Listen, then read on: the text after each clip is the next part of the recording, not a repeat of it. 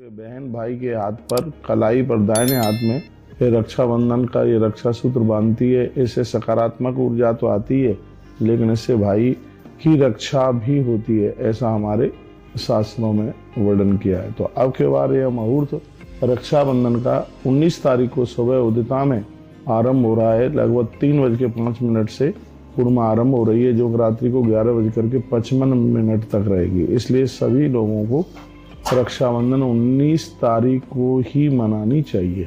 अब बात आती है कि राखी बांधने का मुहूर्त कब है। श्रवण नक्षत्र है, सुबह में है, सुबह से राखी शुरू हो जाती, लेकिन भद्रा आने की वजह से यह मुहूर्त दोपहर के बाद में ही आरंभ हो रहा है। भद्रा को शुभ माना नहीं गया है। वैसे तो ज्योतिषी ये भी कहते हैं कि भद्रा स्वर्ग में रहती है तो शुभ कार्यों को कराने वाली होती है, और वही पाताल में होती है तो धन लाती है, और मृत्यु लोक में भद्रा होती है तो प्राणों को ले लेती है।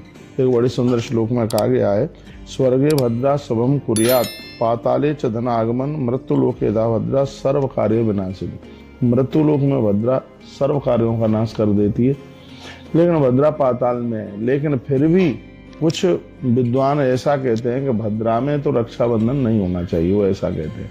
तो 1:31 पर भद्रा समाप्त हो रही है, इसलिए 1:32 से लेकर के 7:19 तक राखी बांधने का बहुत बढ़िया शुभ मुहूर्त है। और 1:32 से लेकर 4:31 तक का जो मुहूर्त है वो और ही ज्यादा बढ़िया है।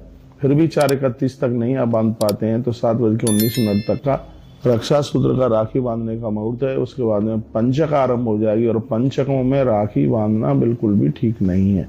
तो आप मुझे सुन पा रहे हैं तो बहुत ध्यान से सुन लीजिएगा। कब के बाद रक्षाबंधन 19 तारीख को है, और राखी बांधने का मुहूर्त है 1:32 से आरंभ है।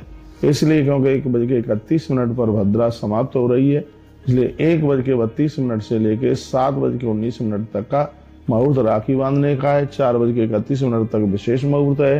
तो इस मुहूर्त में आप अपने भाई की कलाई के हाथ में राखी बांधिए।